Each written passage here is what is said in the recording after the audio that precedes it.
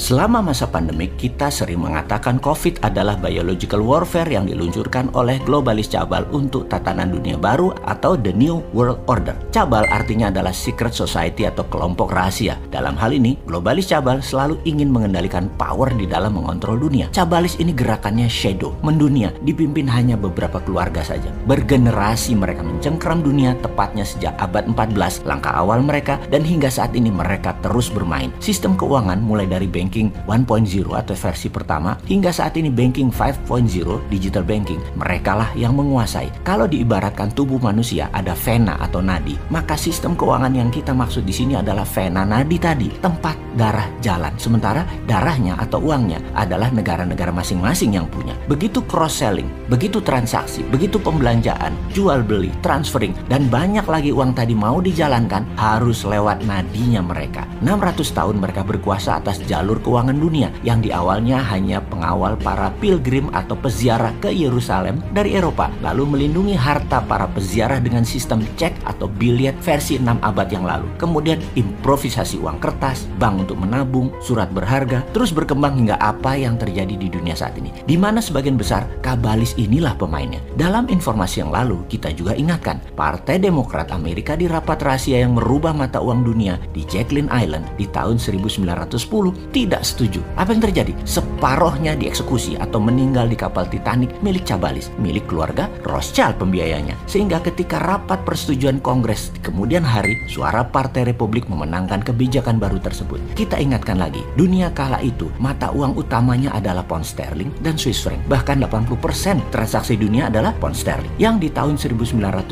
tersebut akan diubah mata uang dunia menjadi dolar, di mana di tahun 1945 hal ini akhirnya terjadi dengan dua perang besar dunia terjadi. Perang dunia pertama dan perang dunia kedua. Lalu dolar berkuasa hingga saat ini, lebih dari 70% transaksi dunia internasional menggunakan dolar. Yuan yang kita idolakan hanya 1,6% transaksi dunia. Lalu mengapa COVID diluncurkan 2019 kemarin? Maka kita bocorkan sekilas agar menjadi pemahaman. Saya tidak akan keberatan atau terhina jika hater atau buzzer mengatakan ini semua informasi halunya Bosman. Monggo, hak Anda untuk tidak percaya. Tetapi tetap saja saya ingin berbagi. Selain memberikan informasi, juga solusi apa yang negara atau pejabat muda nanti lakukan sebagai referensi. Kita beri list apa yang mereka lakukan dalam 20 langkah. 10 sudah kejadian dan 10 lagi belum dan pasti akan terjadi. Apa itu? 1. Kendali atas media utama dan pejabat di semua negara, yaitu saat ini lebih dari 190-an negara di dunia dan sekarang mereka sudah kendalikan. 2. Meluncurkan virus yang sedikit lebih mematikan dari influenza. 3. Membombardir dunia 24 jam sehari, 7 hari seminggu secara masif betapa mengerikan virus tersebut. 4. Seluruh dunia pastikan menggunakan masker, makan vitamin, meningkatkan imunitas tubuh, di mana merekalah penyedia utama awal atas kebutuhan ini. 5. Secara sistemik runtuhkan ekonomi di berbagai negara dunia bergantian dengan membuat transaksi antar negara berkurang, membuat hilangnya banyak lapangan kerja, memukul industri padat tenaga kerja seperti pariwisata, hiburan, dan pertunjukan massal. 6. Promosikan total lockdown di beberapa negara dan diamplifikasi, dipromosikan gede-gedean. 7. Sebarkan PCR yang sensitif agar mendapatkan data banyak yang terpapar hingga membuat panik. 8. Sebarkan tahap awal vaksin dengan tingkat kesembuhan biasa saja, lebih tepatnya tidak efektif atau placebo vaksin. Lalu akan disebar PCR yang low effectivity-nya agar memberi kesan vaksin placebo tadi efektif. 10. Membuat masyarakat merasa dalam keadaan sudah normal kembali, walau fakta lapangan yang terpapar COVID akan banyak dan terus meningkat. Baik, kita potong sebentar di 10 informasi ini, di mana 10 lagi akan kita jelaskan berikutnya. Kita mengingatkan kepada sahabat semua, sekarang ini kita sudah sampai di level 8. Sekali lagi, kita sudah sampai di nomor 8. Yang 9 dan 10 adalah langkah selanjutnya sebentar lagi. Realitanya nanti berita COVID akan mulai meredup dan hilang atau dihilangkan. Seperti yang kita katakan berkali-kali, November setelah Pilpres Amerika, di mana Amerika COVID dipakai sebagai political tool untuk memukul Trump. Kemudian hari, baik Trump menang atau Biden menang, berita COVID di dunia akan turun terus dan dalam 1 tahun ke depan akan semakin kecil, bahkan hilang. Jadi COVID masih akan beredar, bahkan masih akan banyak yang terpapar. Dibangun narasi masyarakat merasa sudah divaksin, pede, dan mereka berani keluar rumah lagi untuk melakukan hal yang dulu mereka rindukan. Ketidakhati-hatian muncul, sehingga akan banyak yang terpapar lagi. Pastinya ini semua akan membuat kacau masyarakat masyarakat dan membingungkan bernegara.